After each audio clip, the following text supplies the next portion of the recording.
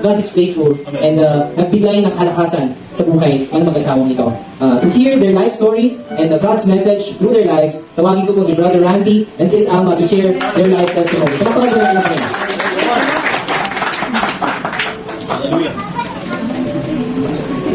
Magandang hapon po sa akin.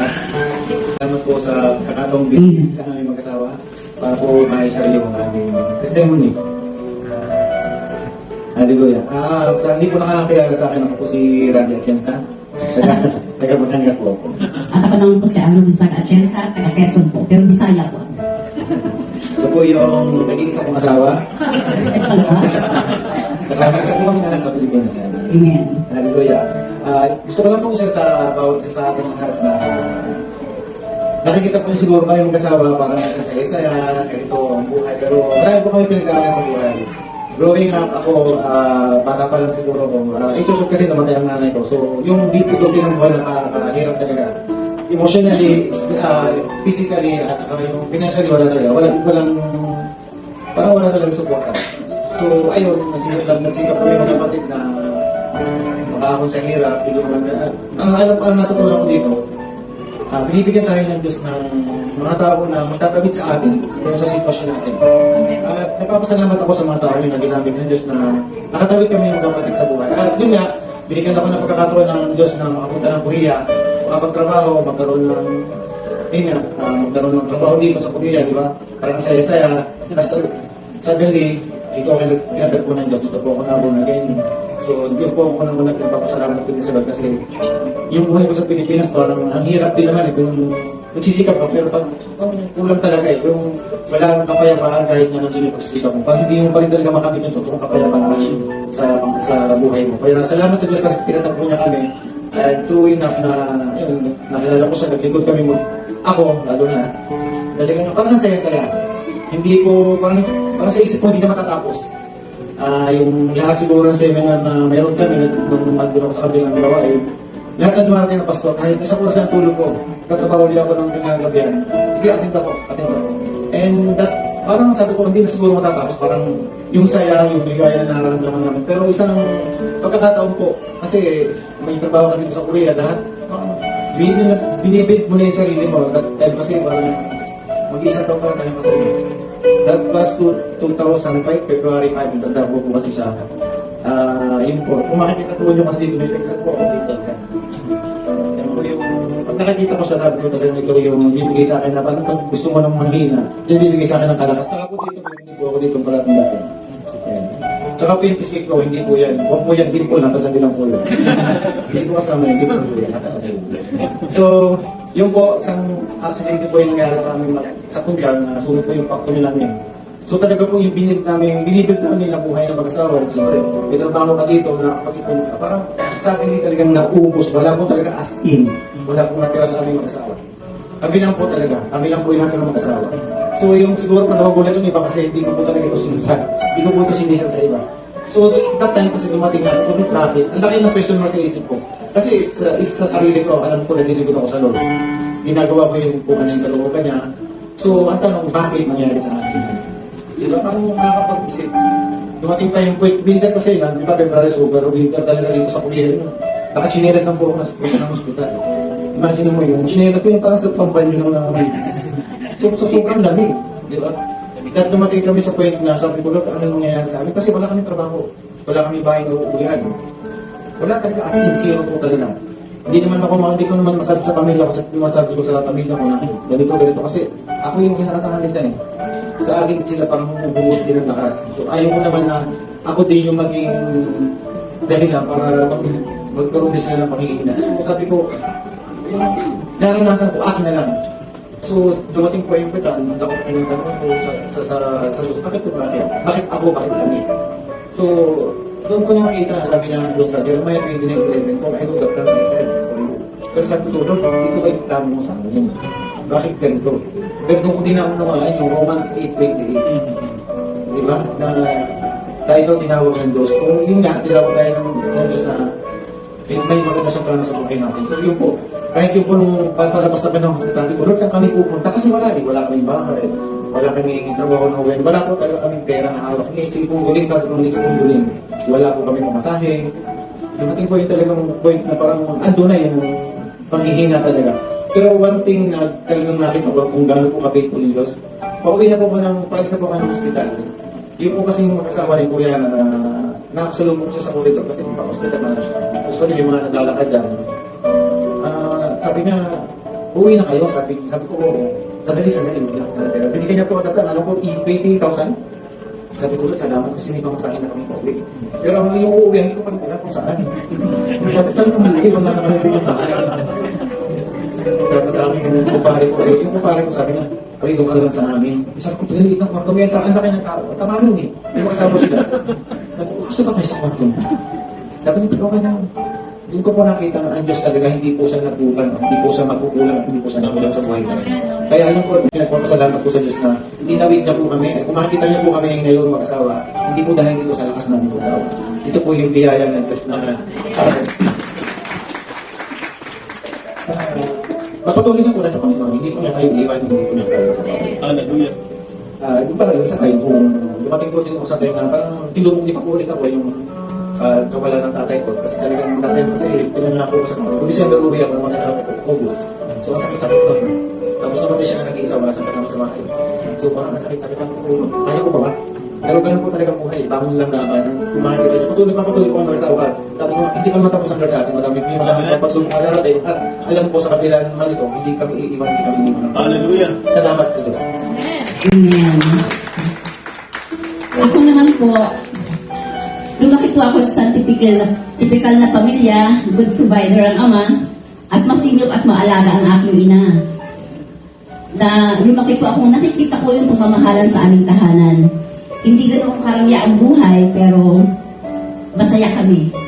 Hindi ko po masasabing pamilyang kinalakihan ko, yung pamilyang gusto namin buuin magkasawa ngayon. Sa tahanan po kasi namin, bagamat mabubuting tao ang aking mga magulang dahil pinalaki naman kami magagalang at mapagmahal, hindi po pinag-uusapan ng Diyos. Kumbaga parang hindi kami religyoso. Mating po kami sa puntong nagkaroon po ng karamdaman ng aking ina for 3 years at nawala po ng direksyon. Parang pili ko nawala ng direksyon yung tatay ko na sa kanyang trabaho, maging kami magkakapatid na pabayaan na po. Nagsumika po yung ate ko. At nakarating po siya ng Cavite, doon po nag-umpisa nakakilala sa Diyos.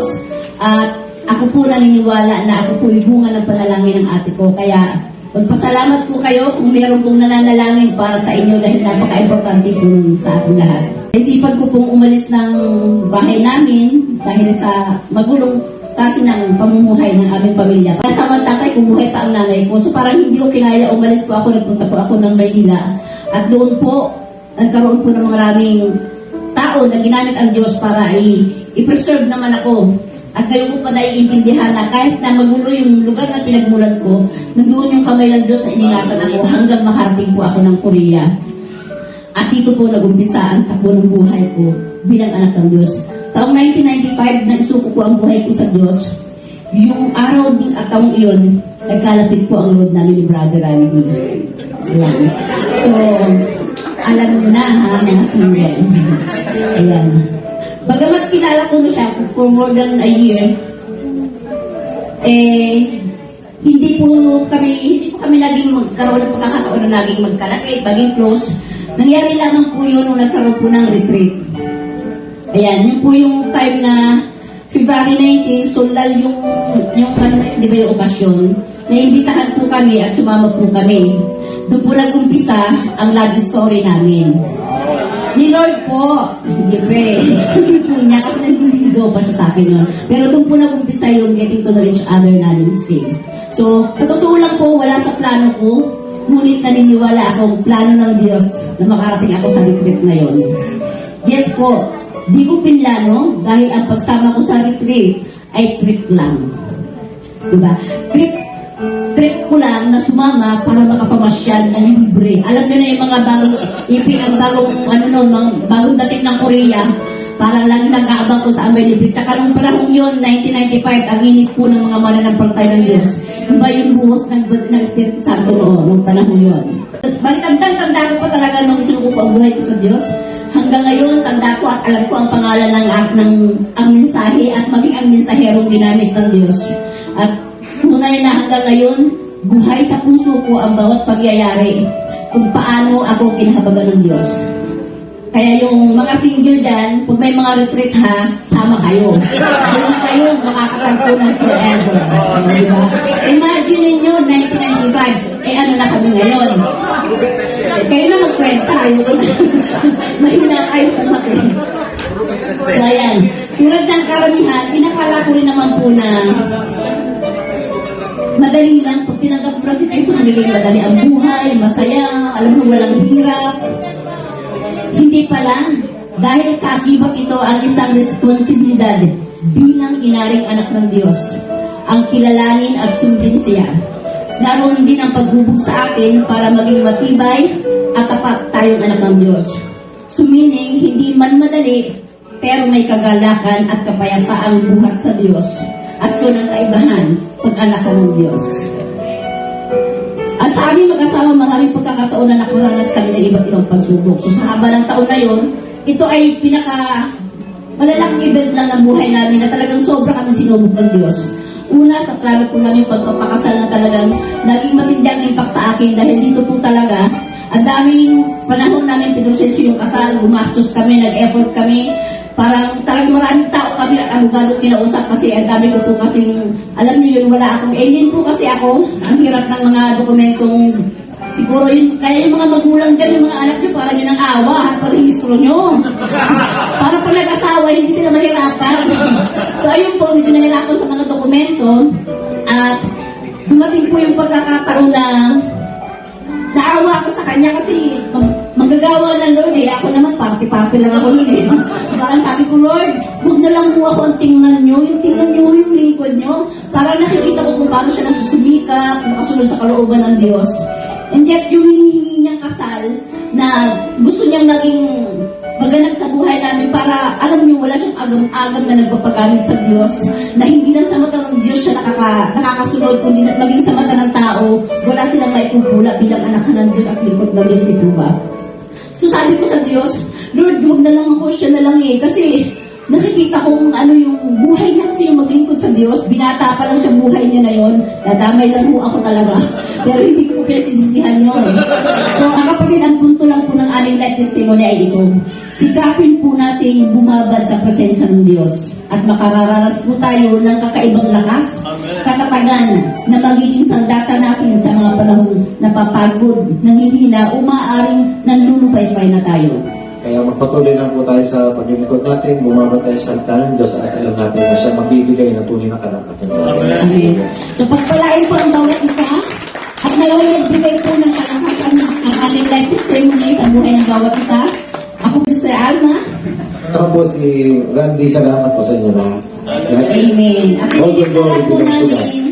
At dinideklara po namin sa buhay po natin, walang pagsubok na di kakayanin pagkat ang kalakasan ng Diyos ay sumasa atin. Sa Diyos po ang papuri ngayon, bukas at magpakailanman.